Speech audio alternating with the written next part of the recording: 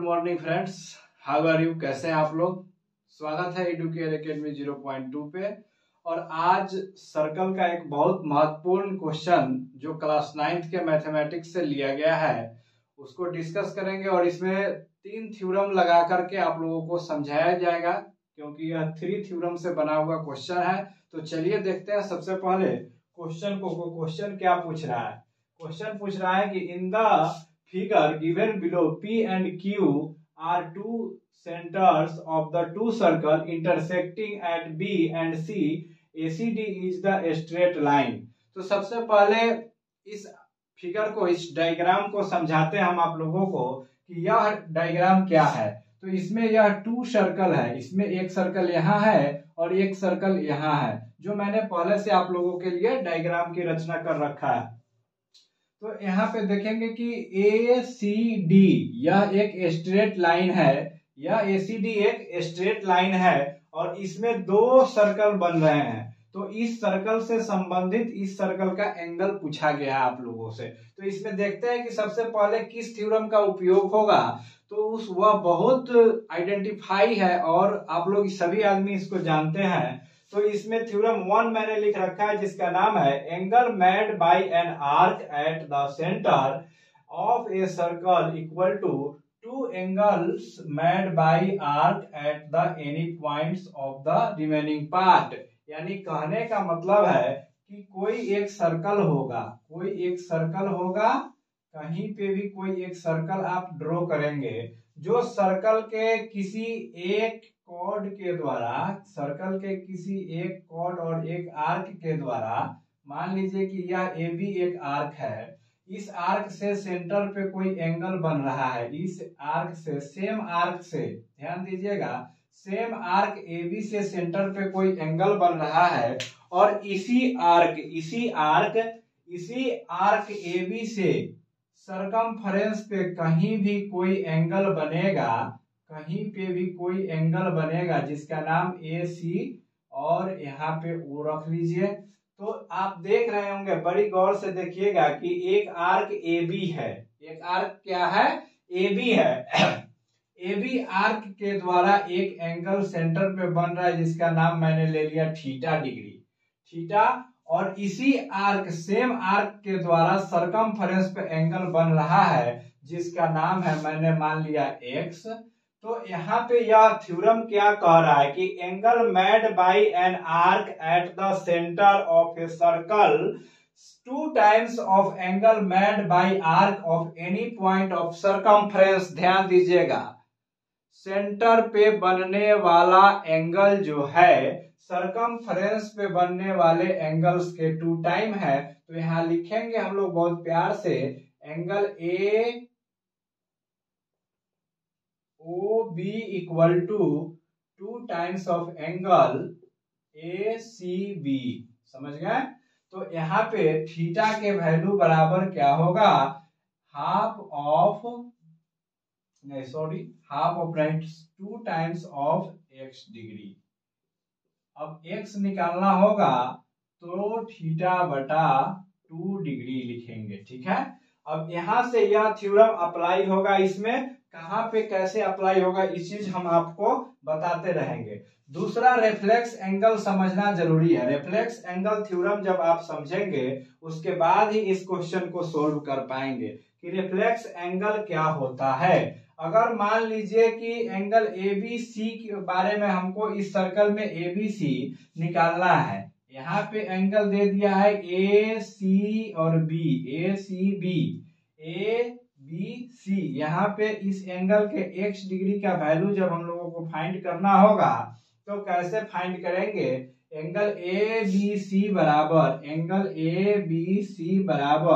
1/2 of reflex angle. Reflex angle कहने का मतलब होता है कि यह जो एंगल है ना, यह जो एंगल है अंदर वाला इंटरनल एंगल, उसके बाहर के एंगल को हम लोग रिफ्लेक्स एंगल बोलते हैं। तो इसको रिफ्लेक्स एंगल बोलते हैं, इसके बाहर के एंगल को हम लोग रिफ्लेक्स एंगल बोलते हैं। रिफ्लेक्स एंगल बहुत बारीकी से समझिएगा कि यह थीटा, अगर यहाँ पे कुछ थीटा डिग्री दिया हुआ है तो हम लोग यहाँ पे मानेंगे reflex angle 360 degree minus theta degree, 360 degree minus क्या, थीटा डिग्री। या बाहर के कोण को हम लोग रिफ्लेक्स एंगल बोलते हैं, यानी कि सेंटर पे जो एंगल बन रहा है, इस इंटरनल एंगल के बाहर जो एंगल है उसे हम लोग रिफ्लेक्स एंगल बोलते हैं। अब चलिए देखते हैं ध्यान से, linear pair of an angle. Linear pair कहने का मतलब है कि कोई एक स्ट्रेट लाइन है जिसका नाम है ए और बी, कोई एक स्ट्रेट लाइन है जिसका नाम है ए बी, और यहाँ पे कोई एंगल है, मान लीजिए कोई पॉइंट है जिसे एक इंटरनल कोई भी लाइन आकर के बाइसेक्ट करती है पॉइंट सी पर, तो इस टोटल एंगल के जो सम होगा, दोनों का जो सम होगा, मान लीजिए इधर एक्स है इधर पे वाई है, तो angle X degree plus angle Y degree equal to 180 degree होगा। इसी को बोलते हैं हम लोग लीनियर पेयर ऑफ एंगल।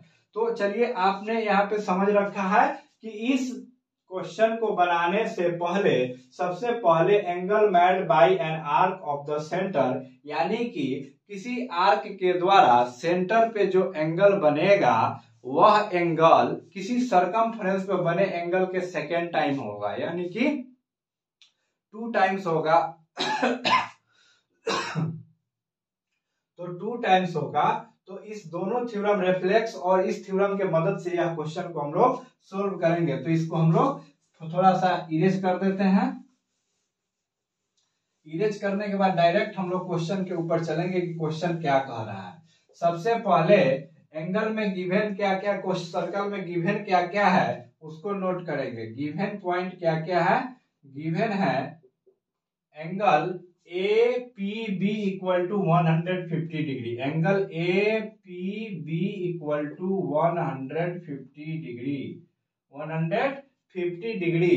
तो यहां से देखेंगे ध्यान से कि यह आर्क ए बी है, यह आर्क ए बी है, और इसी ए बी आर्क के द्वारा सेंटर पी पे बना हुआ angle A P B equal to 150 degree है। तो हम लोग angle A C B find करेंगे। सबसे पहले क्या फाइंड करेंगे, angle A C B equal to find करेंगे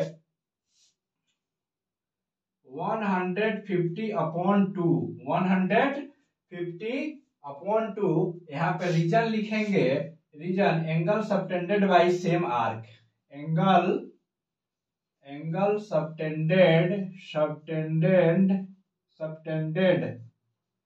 by same arc, angle subtended by same arc के द्वारा बना हुआ एंगल हाफ होता है सरकमफ्रेंस का। तो यहाँ पे क्या आ जाएगा 75 डिग्री, 75 डिग्री मेरा ए सी बी का वैल्यू आ गया, यानी कि यह एंगल मेरे प्यारे मित्र आप लोग देख रहे होंगे, angle A C B equal to क्या आ गया 75 डिग्री। क्या आया, A C B equal to 75 degree. जाइएगा नहीं समझने से पहले, लाइक शेयर सब्सक्राइब जरूर कीजिएगा अगर समझ में आएगा तो।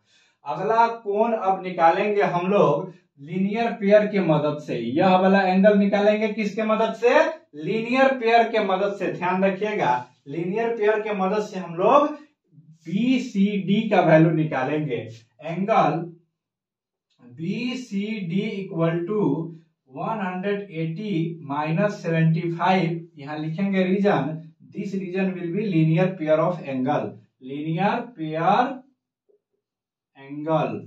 पेयर क्या लिखेंगे, एंगल। लीनियर पेयर के सम सारी दुनिया जानती है 180 डिग्री, तो यहाँ पे आ गया यह 105 डिग्री। अब इधर वाला इंटरनल एंगल ध्यान दीजिएगा कितना आया है 105 डिग्री। तो अब रही बात कि रिफ्लेक्स एंगल के मदद से हम लोग x डिग्री का वैल्यू निकालेंगे। तो आपने रिफ्लेक्स एंगल पढ़ा था कि इसके रिफ्लेक्स यानी इसके आधा के बराबर यह एंगल होगा, क्या समझे, इसके हाफ के बराबर यह एंगल होगा, यानी कि रिफ्लेक्स एंगल 100। अब हम लोग बात करेंगे दूसरे सर्कल में, यहाँ पे हम आपको सबटेंड करके लिख देते हैं 105 degree equal to 1/2 of reflex of X. Reflex of X क्या हो जाएगा 360 degree minus X degree, 360 minus x degree. तो इसको जब हम लोग क्रॉस मल्टीप्लाई करेंगे तो यह हो जाएगा 210 degree equal to 360 degree minus x degree. जब हम लोग x के वैल्यू निकालेंगे तो x इक्वल टू हो जाएगा 360 डिग्री माइनस 210 इक्वल टू, अब इसको माइनस कर लीजिएगा, 0 से 0 खत्म, यहाँ पे 5 और यहाँ पे 1, यानी कि x का वैल्यू आ गया 150 डिग्री। तो मेरा यह प्रयास आप लोगों के लिए कैसा लगा, लाइक शेयर सब्सक्राइब और कमेंट में जरूर लिखिएगा आपको कैसा लगा। फिर हम आगे वीडियो कंटिन्यू करेंगे। ओके, थैंक यू, धन्यवाद।